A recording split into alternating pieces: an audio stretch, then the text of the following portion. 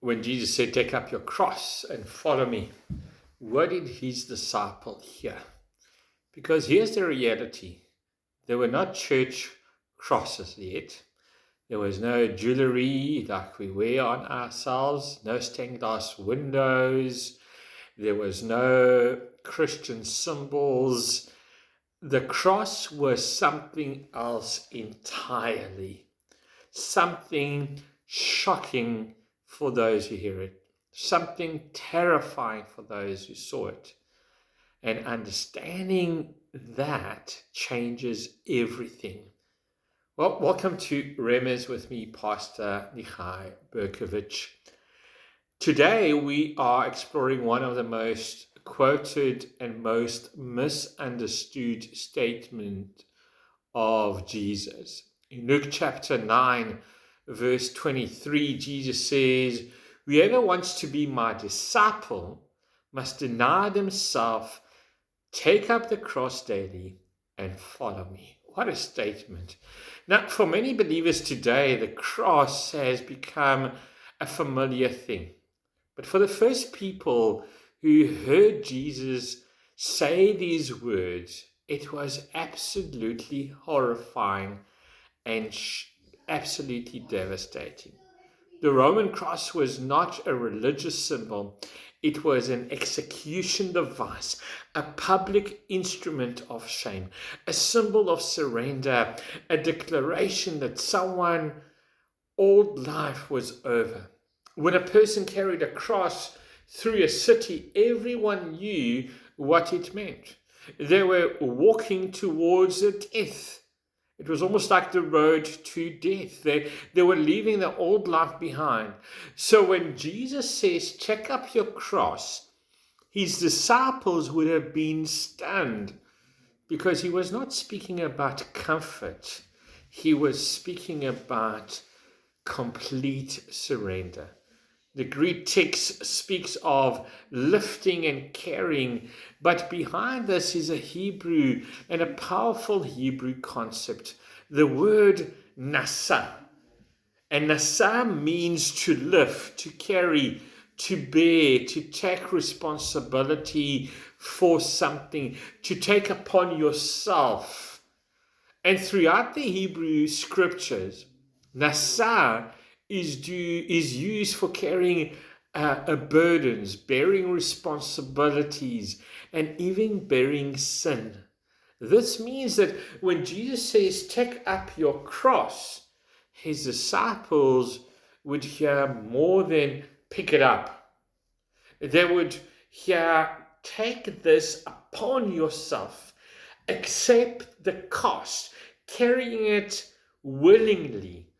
Now, the cross is not merely something you endure, it's something you embrace. And here's something extraordinary. Before Jesus even asked his disciple to carry a cross, he carried theirs as well. Isaiah 53 tells us, "Surely he has borne our griefs." And the Hebrew word is nasa.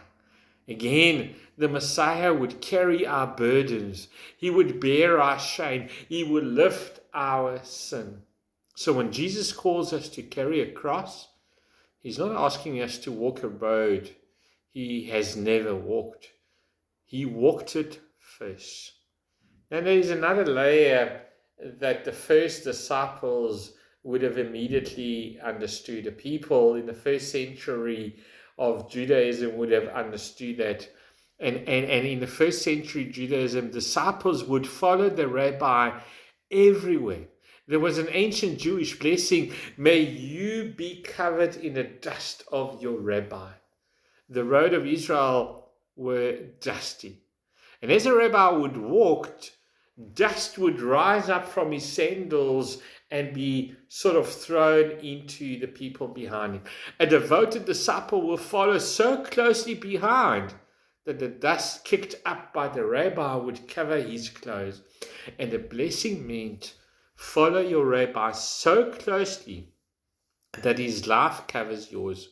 Walk where he walks, love what he loves, live as he lives. You see, discipleship wasn't simply learning information, it was becoming like the rabbi. But Jesus takes that picture even further than anyone expected. He says, if anyone would come after me, let him deny himself and take up his cross. In other words, don't just learn from me. Don't just admire me. Follow me so completely that my mission becomes your mission. My values become your values. My life becomes your life. The test of the rabbi speaks of imitation. The cross speaks of surrender. And Jesus combines both. A true disciple is not merely covered in the dust of the rabbi. He is willing to carry the cross of the rabbi. Not because he has to, but because he trusts the one he follows. So the question is, what does taking up your cross looks like for you today? It means saying, Lord, my plans belong to you. It means saying my future belongs to you, Lord. It means saying my reputation belongs to you. My ambition belongs to you. My life, Lord, belongs to you. It means surrendering ownership. Not because God wants less for you, but because he wants to lead you into something greater. So what part of your life are you still holding on to? It might be a dream, it might be a fear, it might be a relationship, a future, a calling. What would it look like to place it into the hands of Jesus today? Because the place of surrender often becomes the place of transformation. To the first disciples, the cross was not a symbol of comfort. It was a symbol of complete surrender. And Jesus says, take up your cross and follow me. Not because he wants less for you, but because he wants and he knows that true life begins when we stop living only for ourselves. You see, Jesus did not call us merely to be covered in the dust of the rabbi. He calls us to carry the cross of the rabbi. And in doing so, we discover what it truly means to follow him. You see, there's always more beneath the surface.